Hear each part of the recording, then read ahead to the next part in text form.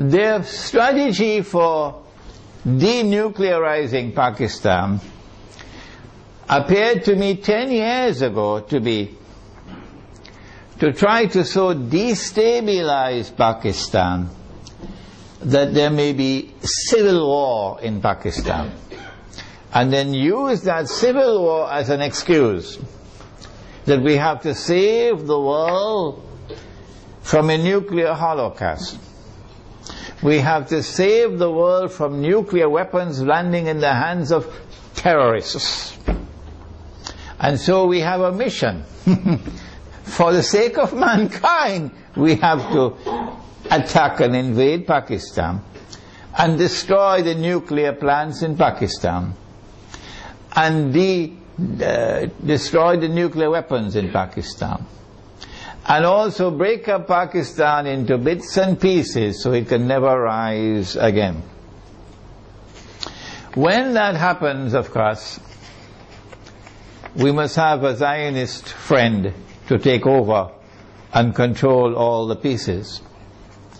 And it is time for Muslims around the world to recognize, including Muslims in Iran, that Israel's most strategic partner, most strategic ally in the world today, after the United States, is India, with Saudi Arabia neck and neck behind India.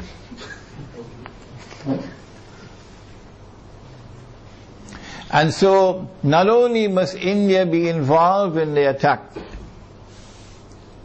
but also when the attack takes place on Pakistan, and if it succeeds, then in the sequel it is India who must now control the region on Israel's behalf.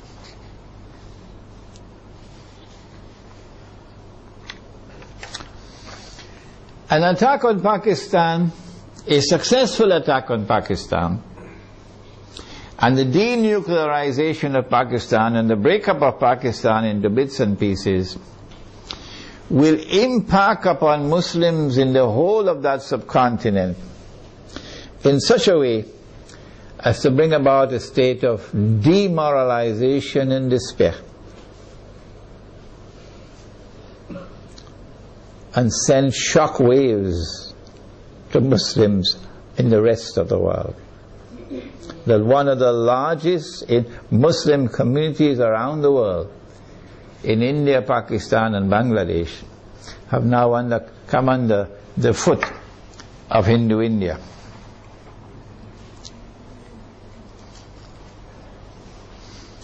So India will rule the entire South Asia with NATO in control in Afghanistan. What should Pakistan do at a time like this late hour? Perhaps it's already too late for Pakistan to do anything, because those who have controlled Pakistan politically and those who have been in control of the Pakistan armed forces have distinguished themselves with their stupidity. And I have to use a harsh language. I'm so sorry to use this harsh language against them. Their awesome and monstrous stupidity these last 10 years since 9/11 in supporting war on terror, which is a euphemism for war on Islam, supporting NATO in their attack on Afghanistan, your innocent Muslim brothers in Afghanistan, and you supporting NATO, killing innocent people. But more than that, handing over the territory of Pakistan to the Zionists. Have you no shame? This is what you did for 10 years. That all the NATO supplies going to Afghanistan went to the territory of Pakistan, and it took you 10 years to stop it. Only when NATO killed 23 Pakistani soldiers, they didn't do by accident. They launched that attack on the Pakistani post while they were sleeping to send a message to you that that's it, the friendship is over, we're coming to attack you now. So only when that happens, now you're going to stop them from transiting the territory of Pakistan with supplies for the NATO troops in Afghanistan? How could you be so stupid to hand over 3 military bases in Pakistan to the United States so that drones could go and from above, pilotless drones, and killing our people innocently? And now, when the knife is about to cut your throat, only now you're waking up. When the attack on Pakistan takes place, I think they already know what's going to happen. So all of these Pakistani Zionists, I call them Zionists, probably already have their suitcases packed. Right? They did it in Saigon. And they'll all be flying to Miami and to Los Angeles and to New York to spend the rest of their miserable lives. These traitors. But I'm not talking about them tonight. I'm talking about the Pakistani people, as poor as they may be. In their poverty, they still love Islam. And they hate the government of the United States, which has been committing aggression and oppression with deception after deception. Feelings in Pakistan have reached fever pitch. They know in Pakistan the attack is coming. My advice tonight to them, if it is not too late, I don't know, what can you do?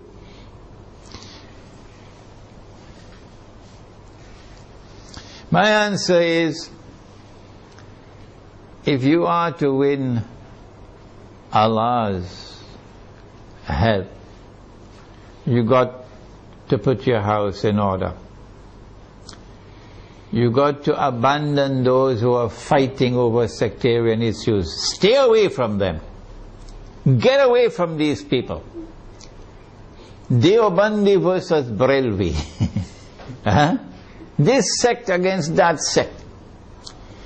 Treat these people as though they are a people who have to be cast aside. Don't keep their company. And try to once again, bring the fraternity of Islam. That these are all brothers and sisters in Islam, one people. Identify yourself as a Muslim. I am the student of Maulana Dr. Muhammad Fadlur Rahman Ansari, rahimahullah. He established the Alimia Institute of Islamic Studies in Karachi, Pakistan. And that's where I studied under him. And because of what he taught me, and the methodology of study that he gave to me, I'm able to do the work that I'm doing now. So you might want to go to his grave in North Nazimabad in Pakistan, Block B. Go to his grave and offer dua. This is halal, this is permissible. To offer dua that Allah might forgive him his sins, and grant him nur in his grave, and grant him Jannah. Ameen. Maulana Fadlur Rahman Ansari rahimahullah never joined in the sectarian warfare in Pakistan. Never. And he established the Alimia Institute as a non-sectarian institute. He was not Deobandi and the institute was not Deobandi. He was not Barelvi and the institute was not Barelvi. Let me repeat that to those who are now controlling the institute, where I studied and where I was once the principal. He established an institute which was neither Deobandi, nor Barelvi, nor Ahli Hadith, nor Wahhabi. It was Muslim. And he said himself, I am not Deobandi, I am not Barelvi, I am not Ahli Hadith, I am not Wahhabi, I am Muslim. That's his statement. And that's the way out for Pakistan today. To get out of this cancer of sectarian warfare. Number 2, Allah made riba haram. Pakistan is miserably poor today because of riba. The paper that you're using as money in Pakistan, the rupee, is bogus, it's fraudulent, it's utterly haram. And it's a vehicle of riba. Your ulama in Pakistan have not been able to recognize that all these years.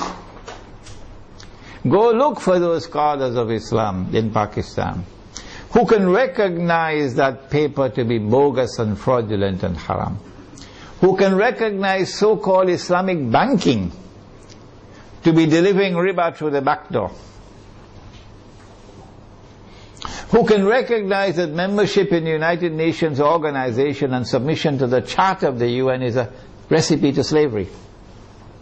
Who can recognize that membership in the International Monetary Fund, which prohibits the use of gold as money, is a recipe for slavery.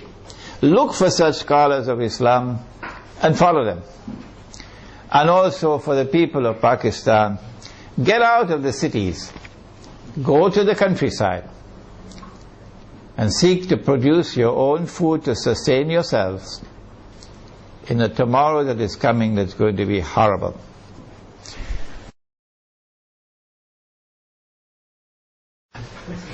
The question is, how do I view the response of the Pakistan Armed Forces now, when the curtain is about to be drawn, and NATO has already sent, by Federal Express, they sent a message to Pakistan, we're coming for you now. That's the message when they kill the soldiers, huh? We're coming for you now. And now, now the Pakistan Armed Forces, because now of course it's too late to do anything else, they say, okay, we will not allow NATO to transit Pakistan. And we're going to take back this base that we gave you, so you could kill the people in Afghanistan. And you have 15 days to vacate the base. No, I'm not impressed. I'm not impressed. I think a lot of the generals have tickets to Miami because they know that they're going to be lynched. I hope they're listening to me, because the Pakistani people love Islam. And the Pakistani people are very, very angry with those who have betrayed them, and betrayed Pakistan, and betrayed the Ummah. Flying first class to Washington, anytime Washington calls them for consultation. So I'm not impressed at all. People who have betrayed Allah and His Messenger, and now at the last moment, now you're trying to save face. I'm not impressed. But the overwhelming majority of the soldiers in the Pakistan Armed Forces love Islam, and they're going to fight as faithful and courageous Muslims. That I have no doubt about. It is the command which stinks. It is the command, the political and military command, that I call Zionists. And they're on their way out as soon as Pakistan is attacked. They're finished. They're going to fly to Miami and leave Pakistan to the true Pakistanis. So I'm not impressed. The Muslims in India, of course, are going to be in a much worse situation once Pakistan is attacked. The Muslims in Bangladesh are going to be in a worse situation because of the attack on their morale. They will be demoralized. And it is a function of Islamic scholars to deliver guidance and leadership. And the scholars of Islam are fighting each other over popcorn. Fighting with each other over popcorn. And attacking me because I declare myself to be a Muslim. Who? He's only a Muslim? He's neither fish nor fowl? Who is he? He has no Aqidah? That's now the attack on me. Yeah.